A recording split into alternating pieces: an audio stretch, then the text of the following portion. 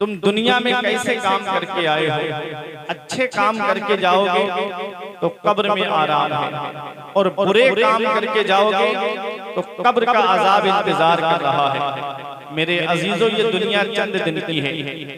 कोई बचपन में दुनिया से जाता है, कोई जवानी में दुनिया से जाता है, कोई बुढ़ापे में दुनिया से जाता है।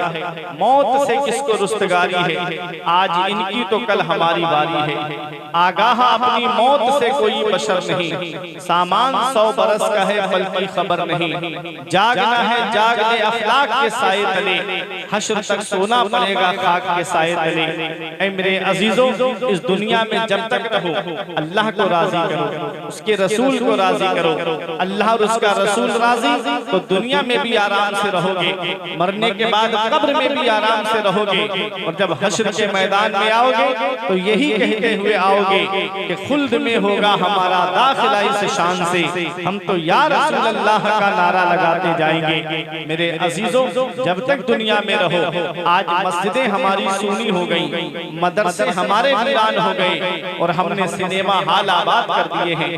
आज हमने कई कई घंटों की फिल्में कई कई घंटे बैठ करके हमारे नौजवान IPL बैठ बैठ के देखते हैं, और 10-15 मिनट जाकर के अल्लाह की इबादत नहीं कर सकते। ये हाल है आज हमारी कौम का। फिर रोना रोया जा रहा है, मुसलमान परेशान बहुत है, मुसलमान सताया बहुत जा रहा है। जब भी कहता हूँ या अल्लाह मेरा हाल देख, हुक्म होता है अपना नामे अमाल देख। आज अपने अपने नामे अमाल पे गौर करो। आज कोई अगर हर इंसान की जिंदगी से ये मामला जुड़े हुए हैं, अगर कोई बिजनेसमैन है तो वो अपने बिजनेस के ताल्लुक से सोचता है। जब शाम को बिस्तर पे लेटेगा तो दुकानदार सोचता है कि आज मेरी दुकान पर कितनी सौदा बिकी है। अगर कोई इंसान कोई कॉन्ट्रैक्टर है तो वो सोचता है कि आज मेरे लेबर ने कितना काम किया है। आज हर इंसान जब शाम को जब लेटने के लिए जाएगा तो अपने बिजनेस के ताल्लुक से सोचता है, अपने कारोबार के ताल्लुक से सोचता है। किसान है तो जमीन के ताल्लुक से सोचता है कि कब मुझे पेड़ डालनी है, कब मुझे पौध लगानी है, कब मुझे उसको पानी देना है। हर आदमी की जिंदगी से मामला जुड़े हुए हैं। मुझे बताओ कहाँ खुर्द वालों, एक बार भी शाम को सोते वक्त आंखें बंद करके ये तसव्वुर किया कि आज हमने दिन में कितनी नेकियां कमाई हैं? कभी एक बार भी सोचा शाम को लेटते वक्त कि आज हमसे गुनाह कितने हुए हैं, आज कितना हमने लोगों को फायदा पहुंचाया, आज कितना हमने लोगों को नुकसान पहुंचाया है? एक बार भी हम नहीं सोचते।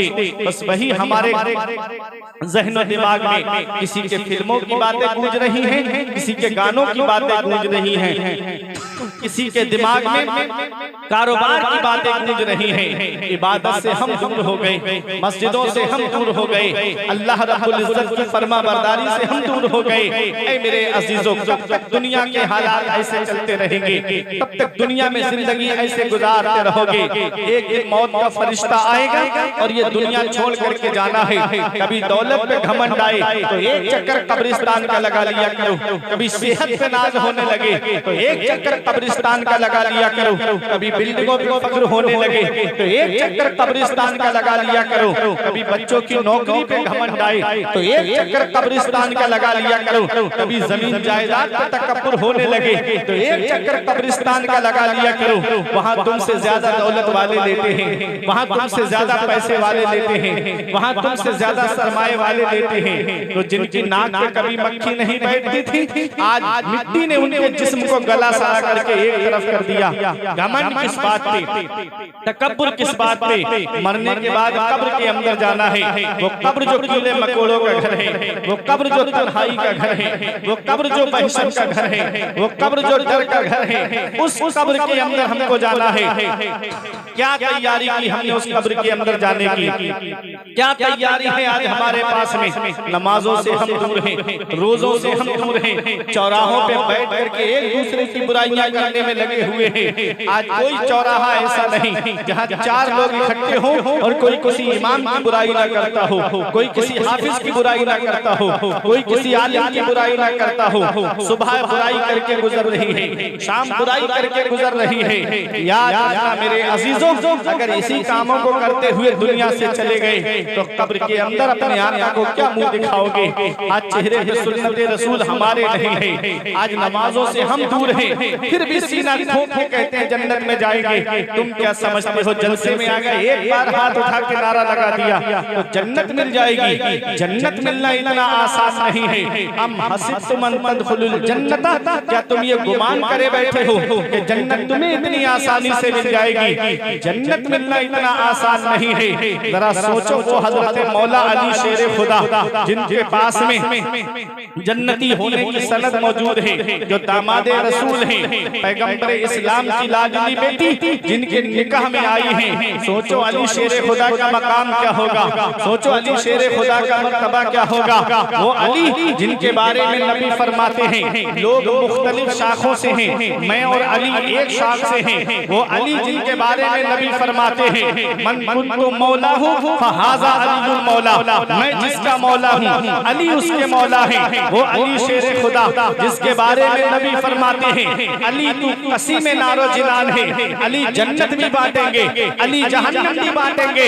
एक शायर साहब कह रहे थे कि बचना अली से है तो जहन्नम में जाइए। हमने कहा अली शेर खुदा उस शख्सियत का नाम है कि जन्नत में जाने वाला भी अली से नहीं बचेगा और जहन्नम में जाने वाला भी अली से नहीं बचेगा, क्योंकि अली जन्नत में तकसीम फरमाएंगे, अली जहन्नम को भी बांटेंगे। वो अली शेर खुदा है। आओ जरा देखो कौन अली है। आज तुम्हारे रिश्ते, हमारे यहाँ के रिश्ते, किसी का बाप तय करता है, किसी का भाई तय करता है, किसी का रिश्तेदार तय करता है।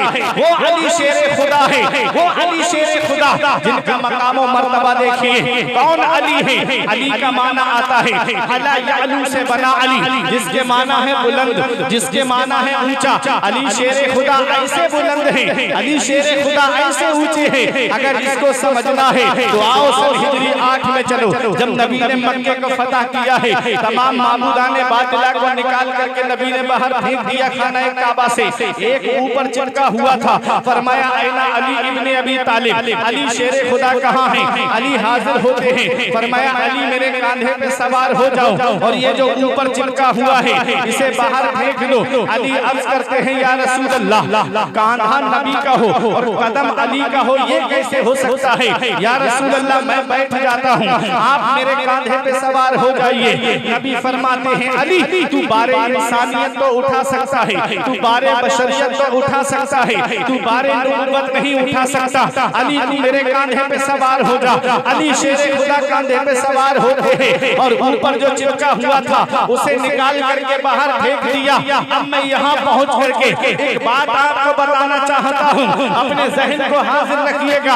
अली शेर खुदा जब नबी के मुकद्दस कांधों पे सवार हुए तो जब अली शेर खुदा से पूछा गया अली जब नबी के मुकद्दस कांधों पे सवार थे तब तुमने कैसा महसूस किया? तो अली शेर खुदा कहते हैं कि जब मैं नबी के मुकद्दस कांधों पे सवार हुआ तो मुझे ऐसा लग रहा था कि जैसे मैं आसमान को छू लूंगा। वो अली शेर खुदा है। कितना बुलंद किया नबी ने, कितना ऊंचा किया नबी ने। आओ जरा मैं बताता हुआ चलूं, अली शेर खुदा की बुलंदी जरा देखिएगा। अरे नबी ने अली को अपने कांधे पे सवार करके दुनिया वालों को बता दिया कि नबी ने अली को बुलंद कर दिया है। अब कोई माई का लाल अली को नीचा नहीं कर सकता है, अब कोई माई का लाल अली को गिरा नहीं सकता है। जमाने की निगाहों में वो रुसवा हो नहीं सकता। नबी कहते जिसे ऊंचा वो नीचा हो नहीं कर दे, जिसे ऊंचा वो नीचा हो नहीं सकता। कौन अली है? कौन अली है? वो अली शेर खुदा है। प्यारे नबी सल्लल्लाहु अलैहि वसल्लम जिस अली का मर्तबा बयान करते हुए फरमाते हैं, जिस अली का मकाम बयान करते हुए फरमाते हैं, क्या फरमाया मेरे आका ने? जिसका मैं मौला हूँ उसके अली मौला है। अल्लाहु अकबर। मौला का माना मददगार आता है, मौला का माना नासिर आता है, मौला का माना आजाद गुलाम के भी आते हैं और मौला का माना चचाजाद भाई के भी आते हैं। अल्लाह अकबर। मौला अली शेर खुदा का मकाम, मौला अली शेर खुदा का मर्तबा मैं आज आपको बताता हुआ चलूं। वही अली शेर खुदा है कि एक दिन कब्रिस्तान से गुजर रहे थे, खड़े होकर के कब्रिस्तान वालों को आवाज देते हैं, ऐ कब्र वालों बताओ तुम्हारा क्या हाल है? तो एक कब्र के अंदर से आवाज आती है, अली हमसे ये ना पूछो हमारा क्या हाल है, जरा ये बताओ मैंने मकान छोड़ छोड़ा उसका क्या हुआ, मैंने दौलत छोड़ी उसका क्या हुआ, मैंने बीवी छोड़ी उसका क्या हुआ, मेरी औलाद का क्या हुआ। तो अली शेर खुदा फरमाते हैं किस मकान की बात करते हो, किस बीबी की बात करते हो। इधर तुम्हारा जनाजा उठा, इद्दत के बाद तुम्हारी बीवी ने दूसरा निकाह कर लिया। किस मकान की बात करते हो, जिस मकान को तुमने बनाने के लिए अपनी कीमती जवानी को सर्फ कर दिया, तुम्हारी औलाद ने बंटवारे में उस मकान को तोड़ दिया और बंटवारे में एक दूसरे के गिरेबान पकड़ लिए, लड़ाई झगड़े हुए। किस मकान की बात करते हो और किस औलाद की बात करते हो, किस औलाद तुम्हारे मरने के बाद में तुम्हारी औलाद तुम्हारे माल के बंटवारे में लग गई। मौला अली शेर खुदा से एक कब्र के अंदर से आवाज आती है, वो कहता है अली जरा ये बताओ कि मैंने जो अपना मकान छोड़ा क्या हुआ। फरमाया उसका बंटवारा हुआ, मकान तोड़ दिया गया और बंटवारे में तुम्हारी औलाद ने एक दूसरे के गिरेबान पकड़ लिए। आज जिस दौलत को कमाने के लिए, आज जिस पैसे को कमाने के लिए न हम सर्दी देखते हैं न हम गर्मी देखते हैं, ये माल क्या है, मरने के बाद और माल कूद के दूसरे की झोली में चला जाता है। आका इरशाद फरमाते हैं इंसान के तीन साथी हैं, एक साथी वो है जो उसका मौत तक साथ देता है, दूसरा साथी वो है जो मौत से कब्र तक साथ देता है, तीसरा साथी वो है जो कब्र से हश्र तक साथ देता है। मेरे प्यारे मुसलमानों, जो मौत तक साथ देता है वो उसका साथी कौन है, वो माल है। माल जब तक सांस है तब तक आस है। कहते हैं ना कि जब तक सांसें चल रही है दौलत जितनी चाहे चली जाए, लेकिन आप मेरे मरीज को बचाइएगा। यही तो कहा जाता है ना डॉक्टर से कि जितनी दौलत चाहे चली जाए, लेकिन मेरे मरीज को कुछ नहीं होना चाहिए, मैं माल इसके ऊपर लुटा दूंगा। जब तक सांस है तब तक आस है। जैसे ही सांस टूटी माल कूद के दूसरे की झोली में चला जाता है। माल है औलाद में बंटवारा हो जाता है, औलाद नहीं है तो परिवार वालों में माल का बंटवारा हो जाता है, मकान का बंटवारा होने लगता है। एक बात मुझे बताओ, आज जिस बाप से औलाद इतना प्यार करती है उसकी रूह निकलने के बाद में एक बार भी औलाद ये नहीं कहती कि इतनी मेहनत से मेरे बाप ने ये मकान बनाया, इतनी कोशिशों से ये मकान तैयार हुआ है, लेकिन एक दिन के लिए मेरे बाप को इस मकान में और रख दो। नहीं, जैसे ही सांस निकली कहा जल्दी करो, जनाजे में मेहमान आते हैं कहते हैं जल्दी करो, पड़ोस के आते हैं कहते हैं जल्दी करो, खुद की औलाद कहती है जाओ कोई कफन लेकर के आओ, कोई नहलाने का इंतजाम करो। ये हाल हो जाता है रूह निकलने के बाद में। मेरे अजीजों, एक शायर ने कहा था और बड़े अच्छे अंदाज में कहा था कि मौत से किसको रुस्तगारी है, आज इनकी तो कल हमारी बारी है। आगाह अपनी मौत से कोई बशर नहीं, सामान 100 बरस का है पल की खबर नहीं। जागना है जाग ले अफलाक के साए तले, हश्र तक सोना पड़ेगा खाक के साए तले। मेरे अजीजों, वो मौत एक ऐसा रास्ता है जिससे हर एक को गुजरना है। मौत एक ऐसा पुल है जिसे हर एक को पार करना है। मौत से कौन बच पाया है, मौत से कोई नहीं बच पाया है। ऐना युद्रिकुमुल मौत इन कुंतुम फी बुरूजिम मुशय्यदा, मौत तुम्हें ढूंढ लेगी अगरचे तुम मजबूत किलों के अंदर बंद क्यों ना हो जाओ। इज़ा जाआ अजलुहुम ला यस्तअखिरून साअतन वला यस्तक़दिमून, जब मौत आएगी तो न एक सेकंड इधर और न एक सेकंड उधर। जिस वक्त में अल्लाह ने जिसकी लिखी है उसे उसी वक्त दुनिया छोड़ के जाना है। जिसकी जिस हाल में दुनिया अल्लाह ने दुनिया में मौत लिखी है उसे उसी हाल में दुनिया से जाना है। आज आदमी क्या कहता है, अगर किसी का एक्सीडेंट में इंतकाल हो जाए तो कहता है अगर ना जाते तो बच जाते। ये होता है कि नहीं होता है? ये अकीदा कुरान के खिलाफ है, ये अकीदा हदीस के खिलाफ है। रब फरमाता है जब मौत आएगी तो न एक सेकंड इधर और न एक सेकंड उधर। जिस हाल में लिखी है उसी हाल में दुनिया छोड़ के जाना है। जिस जगह लिखी है उस जगह दुनिया छोड़ करके जाना है। जिस वक्त में लिखी है उस वक्त में ये दुनिया छोड़ करके जाना है। तो क्यों ना अच्छे काम करके दुनिया से जाओ, क्यों ना अपने रब को राजी करके दुनिया से जाओ, क्यों ना मुत्तकी बन के दुनिया से जाओ, क्यों ना परहेजगार बन के दुनिया से जाओ। ऐसी औलाद दुनिया में छोड़ करके जाओ कि इधर जनाजा उठे तो वो बंटवारे की लड़ाई न करे बल्कि सरहाने बैठ के कुरान की तिलावत करती हुई नजर आए। ऐसी औलाद दुनिया में छोड़ कर जाओ। आज अगर किसी के 4 बेटे हैं, एक बेटा मदरसे में पढ़ने नहीं जाता, एक बेटा इमाम के पास पढ़ने नहीं जाता, वही जहन में ये बातें फैल गई है कि मौलाना बन गया या हाफिज बन गया तो क्या करेगा, मस्जिद में इमामत करेगा या किसी मदरसे में जाकर के पढ़ाएगा। 5,000, 6,000, 10,000 की तनख्वाह में कैसे उसके घर का गुजारा होगा, ये बातें ज़हन के अंदर बैठती जा रही है। एक बात मुझे बताओ टहा खुर्द वालों, क्या किसी इमाम के कपड़ों को तुमने मैला देखा? क्या किसी इमाम के कुर्ते की तुमने प्रेस को टूटते हुए देखा?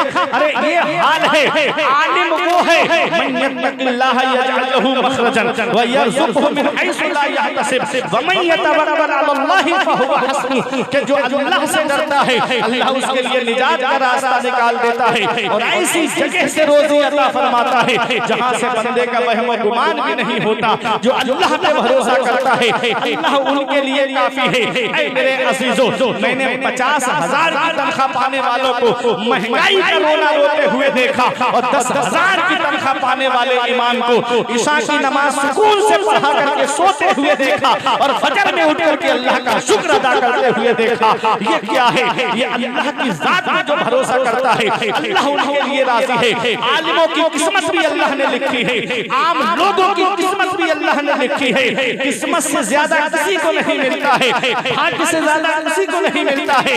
ऐ मेरे अजीजों, किस्मत का रिस्क इंसान को ऐसे तलाश करता है जैसे मरने वाले को मौत तलाश करती है। तो जो किस्मत में तुम्हारी लिखा है वो तो जरूर तुम्हें मिलना है। तो अपने बच्चों को दीनी तालीम सिखाओ, अपने बच्चों को अपने मजहब की तालीम सिखाओ। पैगंबर इस्लाम ने क्या फरमाया?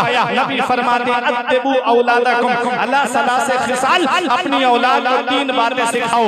हुब्बे नबीयकुम, अपनी औलाद के दिल में नबी की मोहब्बत डाल दो, अपनी औलाद के दिल में नबी का प्यार डाल दो, अपनी औलाद के दिल में नबी की सच्ची अकीदत डाल दो, सच्ची मोहब्बत डाल दो। जब तुम्हारी औलाद के दिल में नबी की मोहब्बत होगी, जब तुम्हारी औलाद के दिल में नबी का प्यार होगा, तो वो औलाद कभी इब्तिदात की तरफ नहीं जाएगी, कभी भी अपनी जुबान से कलमा कुफ्र नहीं बोलेगी। आज हमारी औलाद के दिल से नबी की मोहब्बत निकाली जा रही है और उसकी सबसे बड़ी वजह यह है कि आज मोबाइल के जरिए, सोशल मीडिया के जरिए, इंटरनेट के जरिए ऐसी ऐसी बातें आज नौजवानों के जहन में डाली जा रही है जिससे नबी की मोहब्बत उनके दिल से निकल जाए, नबी का प्यार उनके दिल से निकल जाए। सुल्तान सलाहुद्दीन अय्यूबी ने जब एक ईसाई कमांडर को पकड़ा था, एक ईसाई जासूस को पकड़ा था और आपने जब उसको पकड़ा तो उस जासूस ने पूछा था, ए सलाहुद्दीन अय्यूबी, तुमने कितने लोगों से जंग लड़ी है? कहा तुमने गैरों से कितनी जंगें लड़ी है? कहा तकरीबन 200 के करीब जंगें लड़ी है।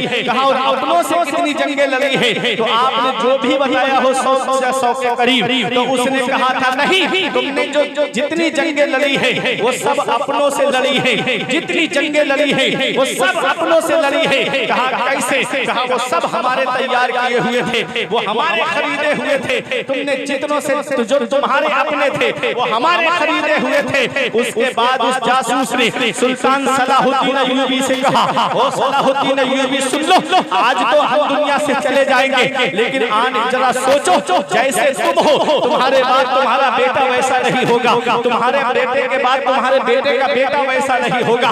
ये सुन करके सलाहुद्दीन अय्यूबी बेहोश हो गए थे। रश आ गया था कि मेरे बाद मेरी औलाद ऐसी नहीं होगी, औलाद की औलाद ऐसी नहीं होगी। उस वक्त उस ईसाई जासूस ने कहा था, ओ सलाहुद्दीन अय्यूबी, हम तुम्हारी नस्लों को ऐसा छोड़ेंगे ही नहीं, हम तुम्हारी औरतों को ऐसा नहीं छोड़ेंगे कि वो दूसरा सलाहुद्दीन अय्यूबी पैदा कर सके। आज देख लो हमारे घरों का हाल, आज हमारी माँ बहनों को देख लो, जो फिल्में नहीं छोड़ती लेकिन नमाज छोड़ देती है, जो कुरान की तिलावत छोड़ देती है लेकिन सीरियल और ड्रामा देखना नहीं छोड़ती। कहां से सुल्तान सलाहुद्दीन अय्यूबी दुनिया में आएंगे? उनके जैसे वफादार कहां से दुनिया में आएंगे?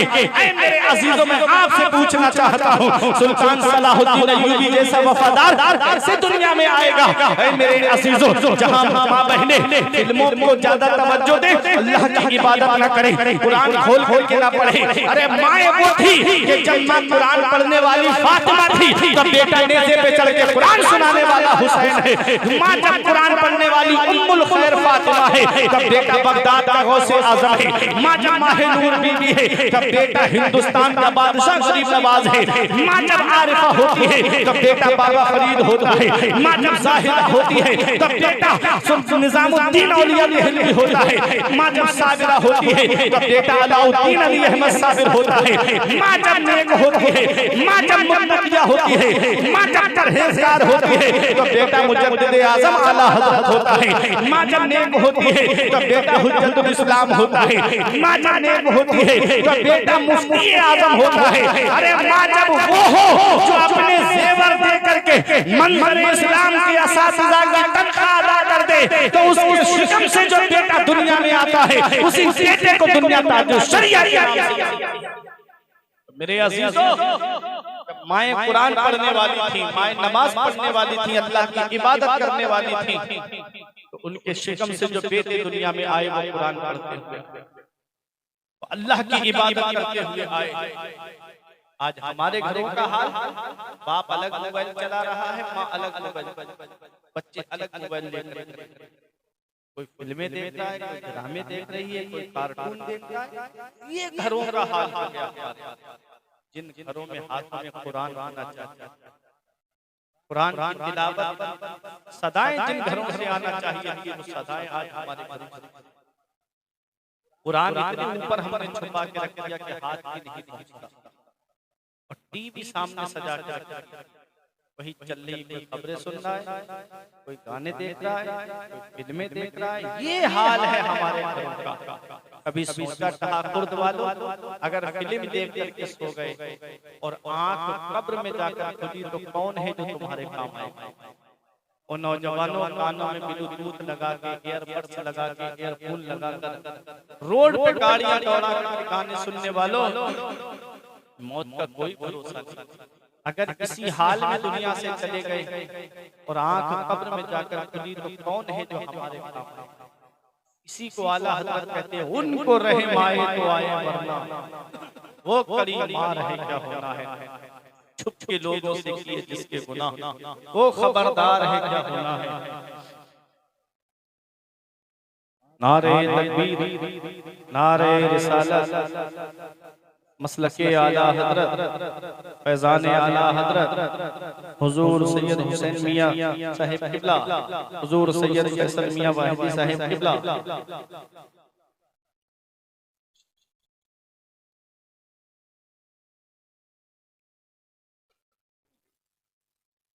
मैं भी काफी देर से हजरत का इंतजार कर रहा था और आप हजरात की भी निगाहें आले रसूल के नूरानी चेहरे की ज़ियारत आती हैं रोज रोज कहाँ ऐसी हस्तियां, आती हैं रोज रोज कहाँ ऐसी हस्तियां, बसती हैं जिनके दम से मोहब्बत बस बस। खुशबू बता रही है कि जन्नत का फूल है, खुशबू बता रही है कि जन्नत का फूल है, और चेहरा बता रहा है कि आले रसूल। सैयद सहीहुन नसब, इमाम हुसैन की औलाद देखना हो तो शहजादगाने बिलग्राम को आप देखिए।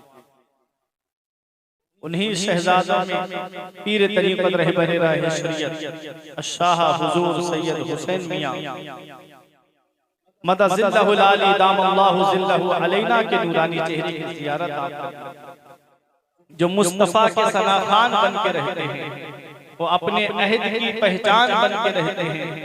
जुदा है शान अली तेरे शहजादों की, जहां भी रहते हैं सुल्तान बन के रहते हैं। जुदा है शान अली तेरे शहजादों की, जहां भी रहते हैं सुल्तान बन के रहते हैं। तो आले रसूल की मौजूदगी है। मैं अभी आपको बताऊंगा कि हज़रत का सिलसिला नसब क्या है। मैं अर्ज ये कर रहा था कि आज हमारे घरों का माहौल बदल गया।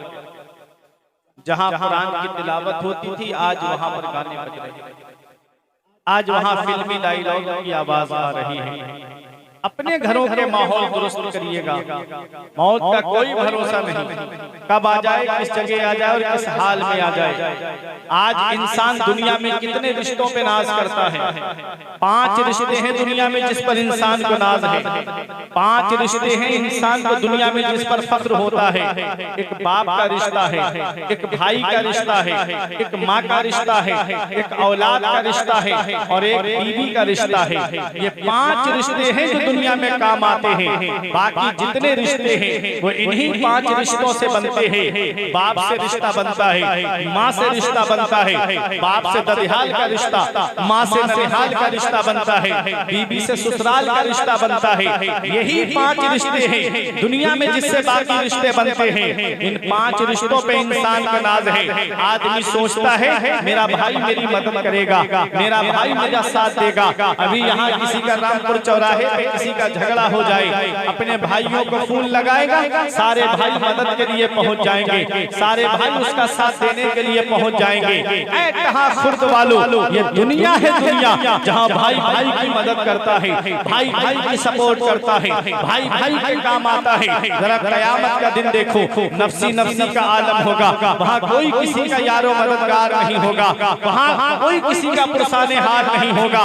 आज सूरज करोड़ों मील दूर है, आज उसकी पीठ हमारी तरफ है, तब हम उसकी गर्मी बर्दाश्त नहीं कर पाते हैं। उस दिन सूरज सवा नेज़े पर होगा, उस दिन पीठ नहीं उसका मुंह हमारी तरफ होगा। आज गर्मी आप देखिएगा तकरीबन 40 से 42 के ऊपर टेम्परेचर हो चुका है, तब हम इस गर्मी को बर्दाश्त नहीं कर पा रहे हैं। सूरज करोड़ों मील दूर है, तब हम इसकी गर्मी नहीं बर्दाश्त कर पा रहे हैं। उसका मुंह नहीं उसकी पीठ हमारी तरफ है, तब हम उसकी गर्मी बर्दाश्त नहीं कर पा रहे हैं। जरा सोचो मैदान क़यामत में, जरा सोचो मैदान हश्र में, उस दिन सूरज सवा नेज़े पर होगा, ज़मीन तांबे की होगी, उस दिन उसकी पीठ नहीं उसका मुंह हमारी तरफ होगा। क्या हाल होगा गर्मी का, किसी के घुटनों तक पसीना होगा, किसी के कमर तक पसीना होगा, किसी के सीने तक पसीना होगा, किसी की गर्दन तक पसीना होगा, कोई पसीने में डुबकियां लगा रहा होगा। मेरा इमाम उस मंजर को याद करके फरमाता है, गिरने को हूँ रोक लो, गोता लगे हाथ दो, ऐसों पर ऐसी अता तुम पे करोड़ों दुरूद। जरा उस मंजर को याद करो, ये दुनिया है दुनिया जहाँ भाई भाई के काम आता है, भाई भाई की मदद करता है। आओ जरा देखो कयामत के दिन अल्लाह का कुरान कहता है, यौम यफिरुल मरउ मिन अखीह, कयामत के दिन सबसे पहले भाई भाई से भाग रहा होगा, भाई भाई से भाग रहा होगा, भाई भाई के काम नहीं आएगा। दुनिया में भाई भाई की मदद करता है, कयामत के दिन भाई भाई का साथ नहीं देगा। दूसरा रिश्ता है माँ का। आदमी सोचेगा चलो मेरे भाई ने मेरा साथ नहीं दिया तो मेरी माँ तो मेरा साथ देगी। वो मेरी माँ जो मुझे सूखे में सुलाती रही, खुद गीले में सोती रही, वो मेरी माँ तो मेरा साथ देगी। जिस माँ ने अपने पेट को खाना नहीं खाया बल्कि मुझको खिलाया, खुद भूखी रही लेकिन मुझे पेट भर के खाना खिलाया, मेरी माँ तो मेरा साथ देगी, मेरा बाप तो मेरा साथ देगा। वो मेरा बाप जो मेरे लिए गर्मी में कमाने जाता रहा, वो मेरा बाप जो मेरे लिए सर्दी में कमाने जाता रहा, वो मेरा बाप जिसने बारिश नहीं देखी लेकिन मुझे कमा के ला करके खिलाया, वो मेरा बाप जिसने कोई मुंबई कमाने जा रहा है, दिल्ली कमाने जा रहा है, कोई बेंगलोर कमाने जा रहा है, इसकी खातिर औलाद की खातिर जा रहा है। कितनी परेशानियां उठाता है बाप, कितनी मुसीबतों से गुजरता है बाप। आज वो औलाद क्या जाने जिसे मोबाइल चलाने से फुर्सत नहीं मिलती कि मेरे बाप ने मेरे लिए कितनी कुर्बानियां दी है। उसे क्या पता जो घर में मोबाइल चलाए और अपने बाप की कुर्बानियों को भूल जाए। कभी अपने वालिद के करीब बैठ करके उनके चेहरे की तरफ देखना, उनके चेहरे की सिलवटें कुछ पैगाम देंगी, उनके हाथों की झुर्रियां तुम्हें कुछ पैगाम देंगी। ऐ मेरे प्यारे मुसलमानों, ऐ मेरे नौजवानों, अगर घर में माँ बाप जिंदा हैं तो उनकी कदर कर लो, अगर माँ बाप हयात हैं तो उनकी खिदमत कर लो। जिस दिन माँ बाप की चारपाई घर से उठ जाती है उस दिन एहसास होता है आज कितना बड़ा साया मेरे सर से चला गया, आज कितने बड़े साये से मैं महरूम हो गया। बाप कुछ न करे, सिर्फ चारपाई पे बैठा रहे, औलाद का सहारा है कि मेरी पीठ पर मेरे बाप का हाथ रखा हुआ है।